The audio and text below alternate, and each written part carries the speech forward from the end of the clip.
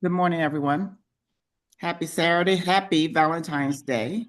Thank you for joining us for our coffee and conversation. We are excited that you have gotten up early in the morning on Valentine's Day to meet our new Eagan Police Chief, who's our guest today for our coffee conversation. For those of you that may be new to Coffee Conversation, this is our opportunity to learn more about our new Eagan Police Chief, Omari. And if you have questions, feel free to put those questions in the chat or you can raise your hand throughout the conversation. I will go ahead and get us started. And first, by thanking you, Chief Omari, for joining us this morning for our coffee conversation. I know that you've been busy, so as promised, I will start on time and I will end on time or a little bit earlier. So, first, let's start with you. Tell us a little bit about yourself. Yeah. Well, good morning, everyone. Thanks for having me. I always appreciate opportunities to get in front of various community members, and I've seen some of the pictures. I recognize some faces and some names and people that I've met in different spaces. So, really welcome that.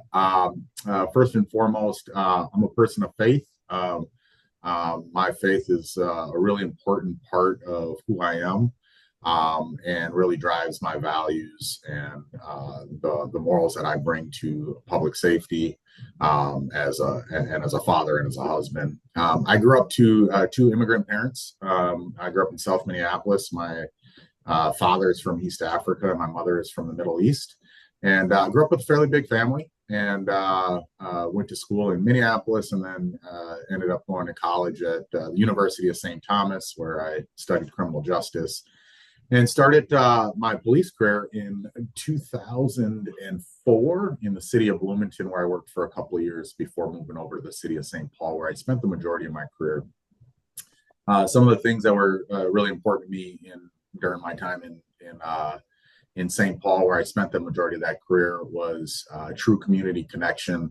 I had the opportunity to be a beat car, so I had a very specific geographical area in which I patrolled, and got to just spend so much time with different community members and hear what was important to them, as we try to develop policies and procedures in how we would police with community. Another big thing that's been really important to me is developing other people. I became a training officer pretty early in my career. I just really, I A lot of my successes are due to other people who invested in me, and I just really believe in paying that forward. Professionally, I kind of rose through the ranks in St. Paul. Spent a lot of time as a patrol sergeant, supervising officers out on the road, running the police academies there. Again, that's that training and development piece that was super important. Spent some time in internal affairs. Accountability is super important to me as well. And then over the last 2.5 years before I came over to Eagan, I was a district chief of a district that was there's three different precincts, if you will, in St. Paul, and I was responsible for all police operations in one of those three. Fairly big district, about almost 100 police officers, so slightly bigger than the Eagan Police Department as far as personnel. And there, just a lot of our successes were due to these kinds of connections with community members.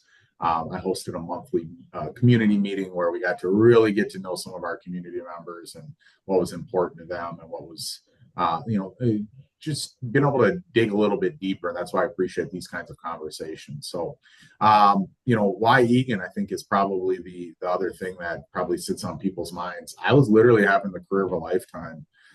In addition to being a district chief, I've led the SWAT team for the last 5 years as the commander of the team over there. Something that was really important to me as far as public safety measures go, and really being able to keep people safe in some of the most dangerous encounters. Something that took a lot of value in.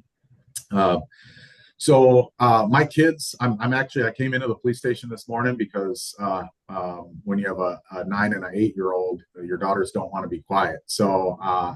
But they go to school just about a mile down the road at Woodland Elementary. My family, we do everything here in Eagan. It's where our athletics are. My daughters play soccer here in Eagan, and gymnastics over at Gleason's. My wife works here in Eagan, and having completed 21 years of policing, One of the questions that I would always get from community members was, well, how do we really know you're invested in this community? And I never really liked that question because, officers, they bleed, they sweat, they cry in the communities in which they police. So my commitment to St. Paul was tremendous, but being in the community in which my family is so invested in is just it's truly something that I'm proud to be able to do, and creating policies and procedures that impact my family. When I'm looking at it from that perspective, I'm certainly going to give your families the best leadership, the best policies, the best procedures, and they'll develop people really well. So that's a little bit of background about me and kind of why and how I ended up in Eagan. But I'll just keep answering questions as you fire them out. Yeah, well, thank you. Thank you so much, Chief. I was impressed by looking at your background because since Brian and I are actually moderating this, and I wanted to make sure that I did my homework, and you have a pretty impressive background. But this is I believe this is your first time being the head, a police chief. So, what of all the roles that you've had, what experiences or energy brings to in this new role as police chief in Eagan? Yeah, I think you have to look at every one of those experiences Mhm. and learn from each and every one of them. I think the one that most prepared me for this was being a district chief. Again, responsible for, although the chief, Chief Axel Henry, was responsible for the entire St. Paul Police Department. I was responsible for all police operations. I had two council members who their entire ward was on in the geographical area in which I worked. So constantly working with those council members, their constituents, and the needs in a bigger city like that. Geographically, it's different on one end of town versus the other end of town. And so, really being able to personalize police operations that were meaningful to the community members on the east side where I worked was important. And then, from a budgetary standpoint, training and development, growing not only officers but first line supervisors into command level positions. All of those things I think really help prepare me for this role. And then, I'd be remiss not to mention just incredible mentors throughout my career. There's so many people who saw potential in me, and when I was comfortable, they pushed me. And then people who also said, "Hey, you know what? You can do better in other areas," and help redirect me. And so, just having really good leadership around me has been helpful. And I'm continuing to see that here in Eagan. I'm super impressed with not only the community members who have reached out, especially in light of what we've been experiencing over the last couple of months, the really intelligent conversations and questions that are coming with our elected officials, with the school district. So just been all those experiences that I had previously. I've been working with all of those different entities, and I just get to do it here in Eagan. Yeah, thank you. You just we're going to pivot a little bit since you just mentioned all the events that's been happening over the past few months. We know that a couple of days ago in the news, we've heard from Holman saying that ICE is leaving Minnesota. However, we've seen over those since then, there's been still escalation of ICE agents here. In fact, some would argue that they have increased some of their efforts. It has not really died down. And so one of the questions that I have is, does the Eagan Police Department have a policy regarding cooperating with ICE? Yeah, thank you. So no need for a policy because the law is pretty clear. So we do not have a 287G agreement with the federal government, meaning that our officers by law are not permitted to participate in immigration enforcement. And so, we could create a bunch of policies, but sometimes when you have guidance from statute, there's and a normal standard operating procedure, there's not always a requirement for policy. But what I will say is, I arrived here on November 24th. That was my first day in office, and within 2 weeks, the surge was really starting. And so one of the things that I did instantly is I asked about what guidance has been given to our officers previously, and then I doubled down on that. I thought it was really important that they heard from the chief of police to make sure that there was clarity in our procedures, our processes, and what our values are here at the police department. So not only did I communicate that out to our staff, I actually ended up hosting a tabletop exercise with all of our leadership teams, so sergeants and above. And we started going through these different scenarios. And it's not very often in a department our size in which the chief of police is facilitating these. But I thought it was so important that everyone hears directly from me so that when they go back in front of the officers who are out answering the 911 calls, it was very explicit. And so, kind of our stance is again, we cannot, and do not participate in immigration enforcement. We do participate in public safety matters. So there are many instances in which you'll see local law enforcement, including the Eagan Police Department, present when ICE agents are in our communities. And usually that's because either a community member has called us or a federal immigration officer has called us. And we don't say no to 911 calls, regardless of who the caller is. And our officers will go out and try and determine what the facts are of that situation. And so, in instances in which we've been called out, and there's so many things that happen simultaneously when that happens. And I'd be remiss not to credit counsel. When I was in front of counsel on my final interview, they asked me a very specific and explicit question about how I would handle immigration enforcement. And I really appreciated it, the forward thinking. This would have been in October. So, a couple of months before the surge really started here. And we were able to talk through not only what the law says, but how I interpret that law. And I believe that to be accurate, along with what our elected officials and certainly what the law says that we should be doing. Thank you. With the presence of ICE right now, and as we're having this discussion, has there been a capacity concern with the police department with the increased number of calls? Has there been an increased number of calls in Eagan? Yeah, there has been an increased number of calls, both from again community members and from federal immigration enforcement officers. I'm very grateful that it has not impacted us to the extent that it's impacted other communities.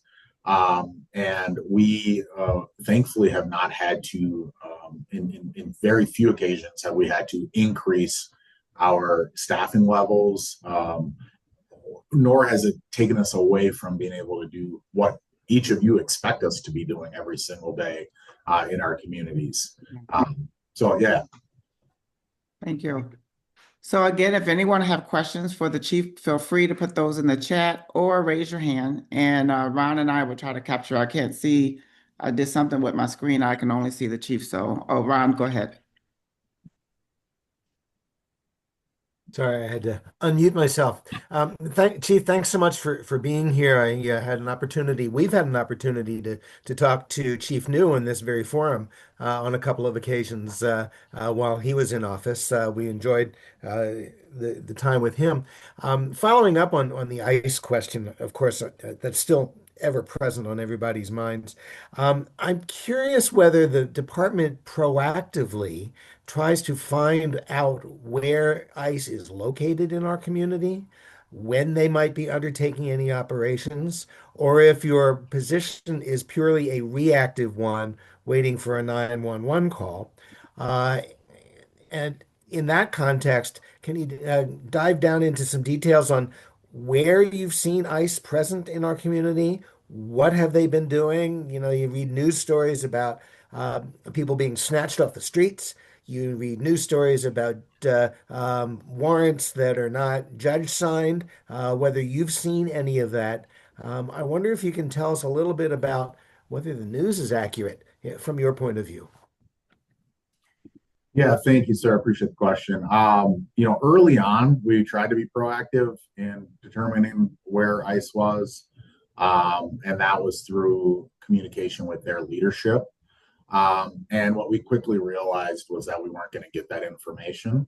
And so we do have analysts that watch the same um, social media channels that members of our public watch to see where people are, or where immigration enforcement officers are. So we have a little bit of insight. And the reason why we were proactive originally was we wanted to know that if somebody starts calling 911 in our community, we kind of have a general idea of what's going on. For a portion of my career, I worked in the special investigations unit, in which it was an apprehension unit. We would go in and try and seek people who had arrest warrants for violent crimes, and we went all over the metro. In fact, all over the state. And as a general practice, when we went into a different community, we would call that jurisdiction and say, "Hey, this is Salim Omari with this police department. We're in this area. We don't need any help right now, but we just wanted you guys to know this is the area in which we're in. This is the radio channel in which we're communicating. These are the vehicles that we are in." And so long standing, that's been a practice for local law enforcement. And then if we needed help, they've already had some context as to why we need help. And then in other instances, because we maybe we want an ambulance on standby because we don't have enough personnel, or we don't have the ability to communicate directly with your dispatcher because we're in Isanti County, for example. So we would that conversation was usually impactful. In fact, I recall instances in which I as a St. Paul officer, came here to Eagan and communicated with the leadership here in Eagan about, "Hey, we're here. These are the areas in which and why." So again, we were proactive in the beginning. That those measures were not effective, and partially because in some of our conversations with their leadership was we just can't they could not estimate where their folks were. They were coming in and out of Eagan so fast and so rapidly that they didn't feel like it was efficient. And they had reason to believe in other communities that law enforcement was not cooperating, or was actually deterring their efforts.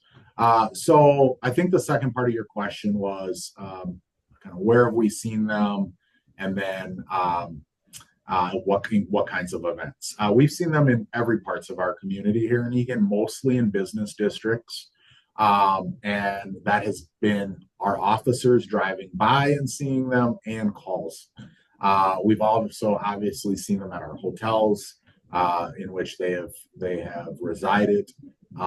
And so some of the instances in which you've seen on the news about like people being snatched early on during the search, we did get calls of I'm thinking of one very specific. There's a car that's abandoned in the roadway, and from a law enforcement standpoint, when you get there and you find a car in the conditions in which it was, we had to start asking questions like, is everyone okay? And where is the owner of this vehicle? Because in this instance, we didn't know that immigration enforcement officers had made a detainment and left this car. It was blocking a fire hydrant on a fairly busy roadway. So we did use investigative resources to try and determine, was the driver of this vehicle okay, or were they in need of help, or was there a medical emergency? Why did they abandon this vehicle? And so we were able to determine in that one through our investigation that immigration enforcement officers had made a detainment, and then we were able to get that vehicle out of that area. We've also had 911 calls about fights in progress, and we get there and we've determined that there was not a fight; it was a detainment. We've had very explicit calls about masked armed men pointing guns at people. So we've had many instances. Again, not nearly as many as other communities. We just took a quick dive. I don't have explicit statistics, but I took a quick dive recently, and about 50% of the calls that we get, we can confirm were ICE related. There have been instances in which people have said ICE is in this certain area and doing something that required a police response. And by the time we've gotten there, we were unable to confirm nor deny whether those things were happening. So does that answer your question, sir? Oh, sure. It makes me think of obviously some follow-ups. People that I know and know of have felt quite unsafe during Operation Metro Surge. And so, question one, what can people do to make sure that they remain safe? I mean, do they really have to stay behind closed doors and get help with rent assistance and groceries? And second, the story is that there's now a drawdown on Operation Metro Surge. Do you see that yet? If not, do you know anything about when that might occur? And that also goes back to the first one, which is do people still need to hide out in their homes, or are people safer now to come out and go back to work and go back to grocery shopping? Yeah, thank you. I'll answer the second question first. I'm seeing the same news that you guys are seeing. But additionally, the Chiefs of Police Association, they have met with Tom Homan, and they provide the association provides information to all the police chiefs, and it does appear that there is going to be a reduction in the amount of immigration officers. Is going to be, or has it started? I can. It appears that it's going to. I cannot. Okay. I don't know if they've left or not. So I'm optimistic in that there is going to be a reduction. I'm also told that many of the ones that are staying are not going to be doing immigration enforcement. Instead, they're going to be doing some more fraud investigations. I am optimistic that there's going to be a reduction and that the surge is ending. To answer your second question, I believe people have to do what they believe is right for them and their families. It's really hard for me to say it's okay for you to leave your home or not leave your home if you're comfortable with that. What I can tell you is, again, having immigrant parents, one of my parents is a citizen and one is not. Even though he spent more than 3 decades here. And what I would say is, if my father was currently here, they don't live in the United States, but they visit yearly, I would be comfortable telling him, go about your daily life. What I also, and so I don't want to discredit, though, people who are not comfortable with that. The other thing I would say is that we are the People's Police Department, and everyone that feels unsafe can and should call us, and we're going to come and investigate it. I would like to be able to say,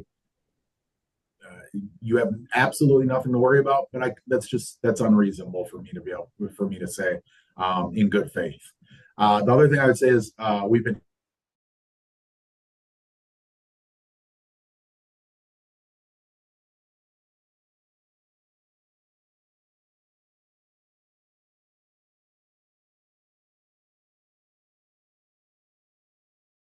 them are starting to feel more comfortable, and they're starting to get out and reopen their businesses, and their staff's coming back to work.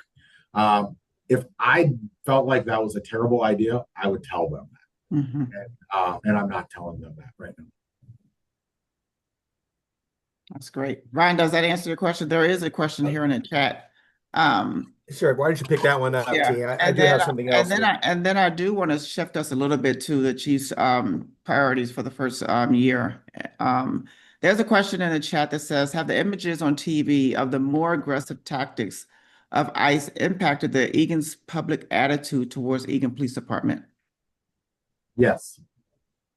And what are you doing about that? Well, trust and relationships are critical. I walked into a community in which, for the most part, is supportive of their law enforcement. And so it's my job to maintain those relationships and continue to make positive investments, because those some members of our community have felt like we have not stopped immigration enforcement officers from doing their work, and they feel like, as the Eagan Police Department, we should have stopped them. Legally, we cannot stop them from doing work that the federal law allows them to do. Tactically, as a again, as an instructor for many years, as a SWAT commander, as a 15-year SWAT operator, their tactics are different than what I would teach and what I would expect of Eagan police officers. So what I'm doing about it is all of these things, these conversations, Saturday mornings, Monday nights, Wednesday nights, Friday nights, phone calls while I'm making dinner for my kids, talking to community members, that on when I had my final interview in front of council in October, I didn't think I would be doing. And our police officers are doing the same. We are going to be, we're going to, so community engagement, I believe, is not, that should just be a part of our culture, a part of our DNA in law enforcement. But I think we have to be even more intentional because of what's occurring. And so again, like it's me and our police department being more present, more communicative with our community members, so they continue to see who we are and what we believe in, what our values are, what our morals are, what we're committed to doing, so that those actions don't deteriorate how they feel about their police department. So Yeah. let me ask you let me ask a hypothetical, if I may, to try and find out precisely where that line is. Suppose this, Chief, that I'm at home, I get a knock on my door, my doorbell rings, I look out the side, I don't open the door, I look out the side window, I see it's somebody who appears to be ICE. I say, show me why you're here. They hold up a piece of paper. It's a warrant, but it's not signed by the judge. They're on my property. I call 911. You show up. What happens? Uh, well, I will tell you this. If they have a lawful reason to be in your house, I believe they will come in, regardless if you open it or not. So I encourage you not to open that door in that instance. We'll call there. We'll show up, and we've seen this around the country. Our officers will show up. They'll talk with them. They'll let you know that you don't have to open your door. We'll tell them that, that communication that we're having with you, and we would encourage them to come back with a judicial signed warrant. We've seen that again around the metro. It's been successful. They've stayed in some of those instances and set up a perimeter around a residence until they could obtain a judicial warrant, and then they've gone in. But we would be very clear in that you need a judicial warrant to be here. Okay. Yeah, but I know that when we were having conversation, I was having conversation with some other Eagan leadership who's done I think, amazing job. But you know, ICE is here in Eagan, and sometimes people will say, "Oh, I haven't seen them." I've seen them in parking lots, and I see Representative Ryer also just said in the chat that she's checking around and hearing from the community that ICE activity even this morning is in and around Eagan. So I don't know, but it's just so much we can have this conversation for hours about ICE, but it's still sad. It saddens me of all the activity that's happening. And I guess I would like to push a little bit, Chief, if it's okay. I know that you said you'll go in and have a conversation with ICE and then have a conversation with them. But like, if Eagan Police Department sees ICE agents being violent towards community members and like shoving them to the ground and hitting them in the face and bashing their cars, do you stop that? Is that the role of the Eagan Police Department, is to stop that when they see harm being done to an Eagan citizen? So yes and no. So use of force is it's based on court cases, objectively reasonable force. And we will try and de-escalate that. Okay. But it's one of those things that it's the excessive use of force is something that we're going to try and stop when it's occurring via just sometimes our mere presence will stop that. Sometimes communication will stop that. I can't give you a very clear, like, this will work in every instance. But if it's something that we need, that we think should be investigated, there's processes that occur within agencies and within, there's civil rights violations. We're seeing a lot of those instances that are being determined. What I will tell you is that Minnesota has a duty to intercede law that only applies to peace officers. However, and so immigration officers are not peace officers, so the law doesn't apply to them. But we believe that legislative intent was to prevent what occurred in May of 2020. And so our officers have been given direction that if it is clearly, explicitly wrong, do your best to stop it. We cannot watch a George Floyd die in front of law enforcement again. It's unacceptable. It should not occur in our communities. And so even though that law doesn't apply, we understand legislative intent, and we've encouraged our officers to do what is appropriate in that situation with that set of facts. Now, we've also seen observers who have exercised their right to protest and freedom of speech. And so policies within each law enforcement agency allows a level of force when officers, when a reasonable officer believes that they're being obstructed in their ability to do their work. And so federal law is even, I guess, more lenient, if you will, in allowing them to make apprehensions when people are interfering with their immigration enforcement efforts. So again, I think every situation, the direct answer is it depends. What facts are occurring? What is occurring? What is the person they're trying to detain doing? What is the immigration officer doing? So there's a lot of factors that come in. Okay, I see we have a hand raised. Samir? Hi, my name is Samir. I'm a 14-year Eagan resident. Thank you, Chief, for taking this time to talk to us. So I have several questions, mostly related to AI, but I'm going to restrict myself just to one. So we know that flock cameras are in use in Eagan. I would like to know that whether they are licensed and used and deployed by Eagan police specifically, or if they're or what the ownership or chain of usage is for those within the city. We know that flock cameras are more than just glorified license plate readers. They can personally identify vehicles based on even the bumper stickers that are on them. And the bigger concern with this is that it's basically a private corporation running that with opaque data retention and sharing policies. So I guess my question is, what is the Eagan Police Department's data sharing policy on the data that is recorded and flagged by flock cameras, and sharing that with other law enforcement agencies, or sharing them with federal agencies as well? Thank you. Thank you. Thank you for the question. So, yes, we do deploy flock cameras in our community.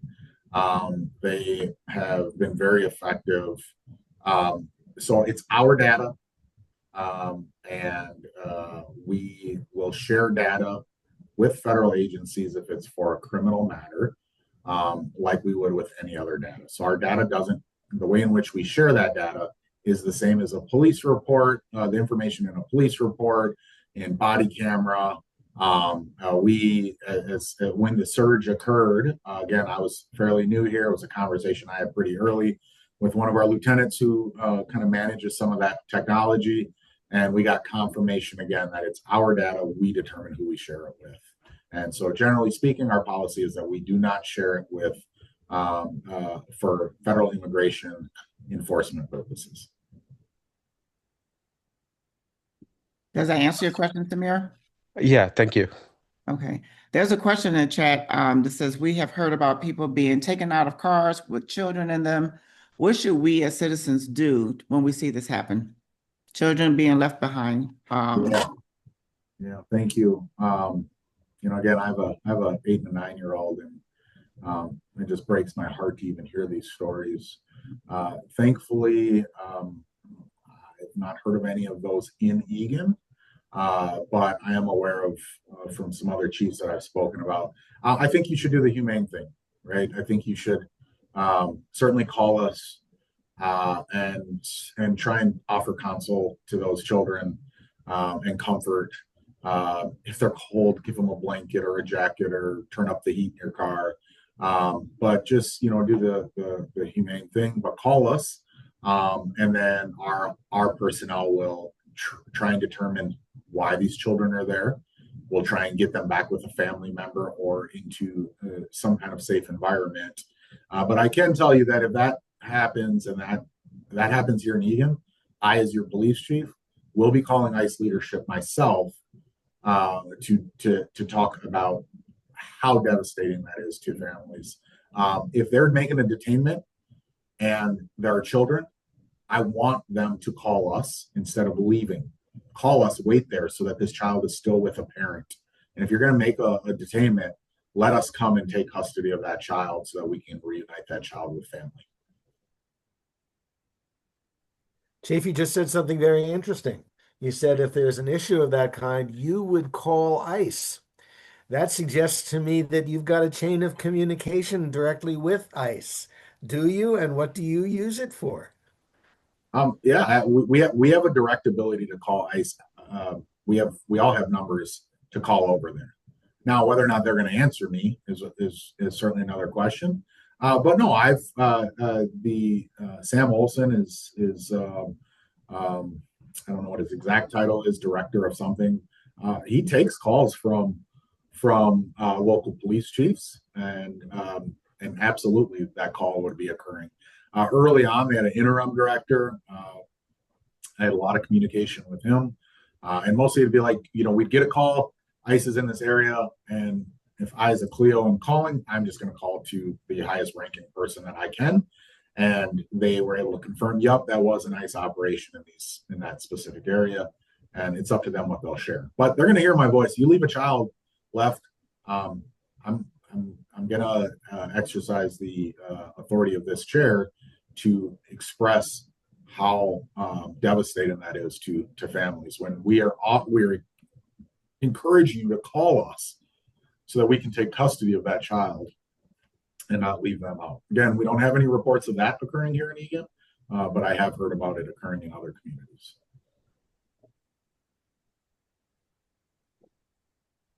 Fine. Are you good? I'm here. That's good.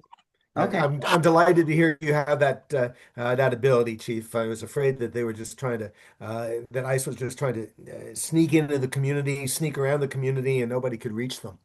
I have a hunch that we're about to hear something that Ramsey County juvenile authorities do, given the nature of the hand that is raised. Christos?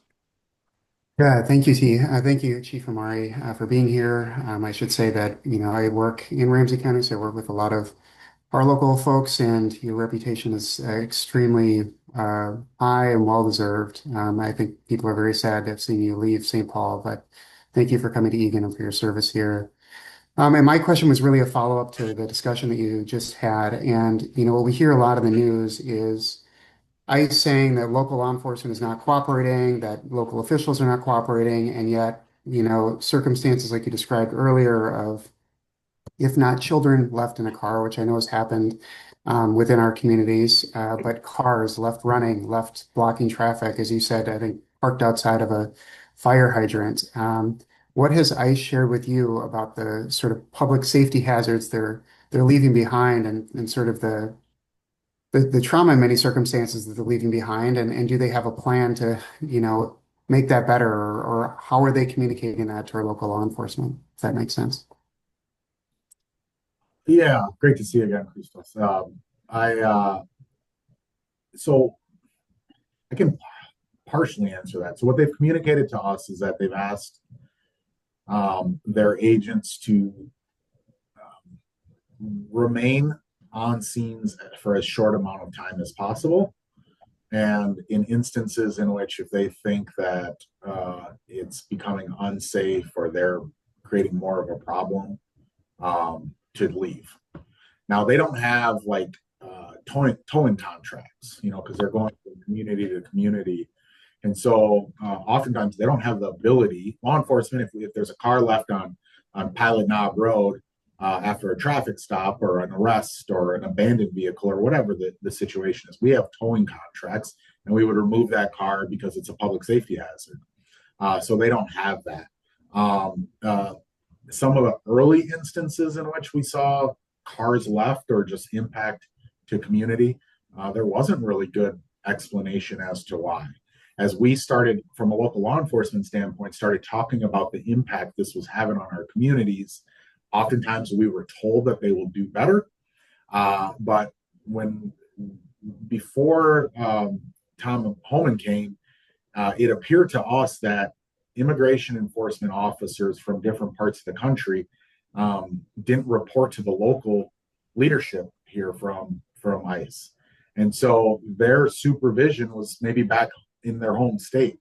And so even though local immigration enforcement leadership was telling us, yeah, we agree that's not good, we don't want that to happen, there wasn't really a mechanism in place to be able to hold people accountable for that. That's the way it appeared to me. They didn't say that, but that's what I was picking up on when I was being explained. More recently, though, it does appear that there's better communication with their leadership. So we haven't had, trying to remember all the instances. I don't think we've had any cars left abandoned in the last several weeks. So that's a good thing. I am familiar with other police chiefs who have shared with me that they have remained on scenes until local law enforcement has been able to come in and resolve some of those matters. And so this is why, going back to what I said at the beginning of the conversation, is that I'm hopeful that we're moving in a direction that will be more positive than what we've been seeing in the past. Well, as we are beginning to wind down, we have 15 more minutes or 10 more minutes. I'd like to hear from you, Chief. What are your 3 top priorities as you talk about public safety that you plan to address in your first year? Yeah, thank you so much. The first one is we need to get fully staffed. The Eagan Police Department has not been fully staffed going back so far. I continue to ask some of our staff here, like, when was the last time we were fully staffed? And no one can really answer that question. So recruitment and retention is a huge priority of mine. Since I've been here, we've lost an officer to another agency. It was a long-time goal of hers to move to the feds. We currently have 73 sworn police officers. Council has been gracious enough to authorize us 79. And what I can tell you is that my goal is to prevent crimes from occurring before they happen. And by being fully staffed, we're going to be able to investigate crimes more thoroughly. We're going to have a more rapid response to in-progress type crimes. We're going to be able to work on some of the things that are impacting our businesses. Retail theft is huge in this community. And I've shared this with our council. I genuinely believe, because I've seen it firsthand, when businesses thrive, communities are safe. And so getting fully staffed is one of my first priorities. And I have I think I have a mechanism to achieve that. A lot of it is just our hiring process and our ability to really share our brand. The Eagan Police brand is so good. What you're going to start seeing is is a more aggressive approach at sharing our brand with other with people who have hearts for service and want to be police officers. Another big goal of mine is staff development. So again, I've been here for just under 3 months, and our staff are really good, undoubtedly. However, leadership development should be starting on day one of a police officer's career, and it's my goal to make sure that we have all the right people within our police department to continue to be well sought off. I appreciated what I was flattered by what Mr. Jensen said about my reputation in St. Paul. I want that to be heard of all 79 Eagan police officers. I want people to be wanting these people in their community because of their leadership. And then the final one is traffic safety. We've had one fatal crash here in Eagan already this year. Traffic safety is something that impacts every single person in our community. I was happy to report that we had a 59% increase in DWI arrests last year. And you don't typically want crime stats to go up, but that's one that I think is really important because it reflects our officers' commitment to traffic safety. And when we have impaired drivers on our roadways, a commitment to trying to make sure that they're not on our roadways. So I want to keep driving that number up until people don't drive intoxicated in our community. So those are three big priorities. So the one that I was looking for you to mention and I didn't hear was gun violence prevention. I think about the dichotomy between community service officers on one hand and police officers on the other. I know that there's some difference in the gun violence arena and the domestic violence arena for those two sections of the department. What are you doing on gun violence prevention, domestic violence prevention?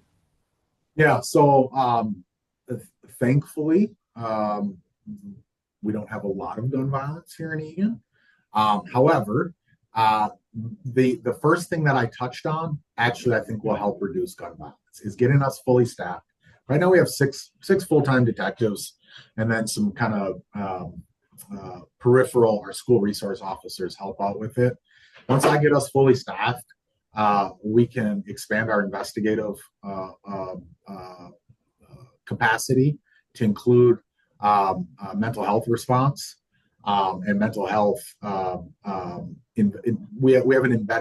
We have a social worker that works here part-time, and one of our detectives works directly with them. Gun violence is often tied to mental health.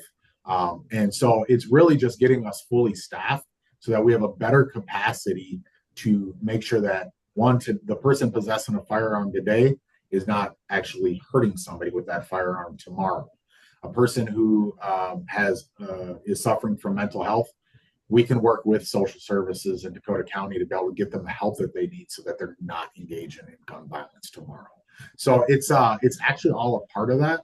And I don't want to jinx it, but again, it's not, especially coming from where I came from, where there was, in 2023, I think nearly 200 people that were impacted by gunfire. And those numbers have reduced dramatically in where I came from because of their investigated non-fatal shootings as if they were a homicide. Eagan already does that. And St. Paul could not do that before because of the capacity. In fact, I'm so impressed with Eagan here. Eagan investigates every overdose incident. Most communities don't do that. And we investigate them because it is a crime. There is a third degree murder statute for somebody who supplies narcotics to somebody that results in death. Many communities don't investigate those. So it's all a part of that. If we were having people that were impacted by gunfire every single day, you better believe that would be the number one on the priority list. But all these other things help take care of that as well. I just saw the quick question. There has been an increase in not conceal and carry, permit to purchase. We handle permit to purchase. The county handles conceal and carry. We have had an uptick in here in the first quarter to answer that question. And there's another one, since you're looking at this in the chat, Chief. How are clearance rates for Eagan Police? I don't have the exact data in front of me right now, but uh, much better than they are in St. Paul. Property crimes and persons crimes. So I don't want to always compare it to that, but I keep telling people the grass is much greener here, and I'm so happy to be a part of that. Again, I don't have the exact numbers in front of me, but generally speaking, pretty above national standards. Yeah. And then the other question is, do you agree with the notion that the best police officers are always ready if a conflict escalates, but start with attempts to de-escalate? I guess I don't understand the question, but de-escalation is a part of our use of force model. De-escalation it's just embedded in us. I feel like in 2026, our police officers are just so much better at de-escalation. I'm so impressed with, when I started 22 years ago, we did not have the level of resistance that our police officers have to deal with today. People, our officers are called the worst things that you can ever imagine. And their restraint, their ability to be able to just in one ear and out the other, navigate people who are suffering from mental health crisis, navigate people who are, are under the influence of a narcotic. It's so impressive, and it all starts with that de-escalation piece that's a part of our culture. Well, as we wrap up, is there anything that we didn't ask you that you want to address in any closing comments? I Ron, just did you have a question, Ron? No. I was just amused by the "I don't know what I don't know" comment that you just made, and I live that philosophy a lot. I don't know what I don't know. Okay, so Chief, yeah. again, is there anything that we didn't ask you that you would like to share and any closing comments? Yeah, I would just say closing comments. One is first and foremost, thank you for the invite. When Councilmember Hanson sent it over, I had no idea who I was agreeing to speak with.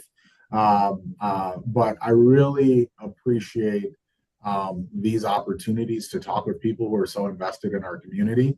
I have a long tenure ahead of myself.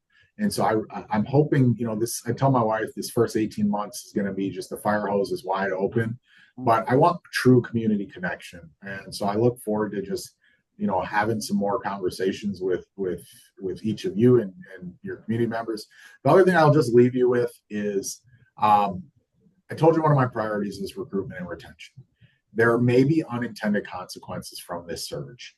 We were finally at a point where we were seeing more students enrolled in law enforcement programs. And those students are who we can draw from. I am concerned that with what we've been seeing, people who have hearts for service and have wanted to do this work may change their minds. People who are doing this work may leave this profession. So if you believe in the work that your Eagan police officers are doing, when you see them, let them know that. Those messages of just seeing what they're going through, the restraint that they use when not only dealing with federal immigration officers who are doing work that maybe they don't believe in, but community members who are being impacted at a high level, and then they can't actually stop it. So if you believe in the work they're doing, let them know that, whether it's at a holiday gas station or at a restaurant, just you saying thank you to them is super impactful. So I appreciate your guys' time, and I appreciate you letting me come out and talk to you this morning. Thank you so much, Chief. Yeah, and we have some electeds on the call. Is there anything that you want to say before we wrap up and turn it over to Curtis? Thank you so much, Chief. T, if I may, just want to comment that thank you, Chief. Great questions, possibly some things that we haven't talked about before. I know you've kept us updated since you joined, and we appreciate your efforts to do that, and appreciate your responses today. Just an excellent conversation. Thank you for being here. Yes, thank you. I'll just throw in thanks, Chief, for coming. And these folks love talking to their police chiefs. So I hope that the next time they invite you, you'll come back. Yes. All right. Well, thank you, Chief. Thank you, Gary, for help coordinating this. Thank you so much. Curtis,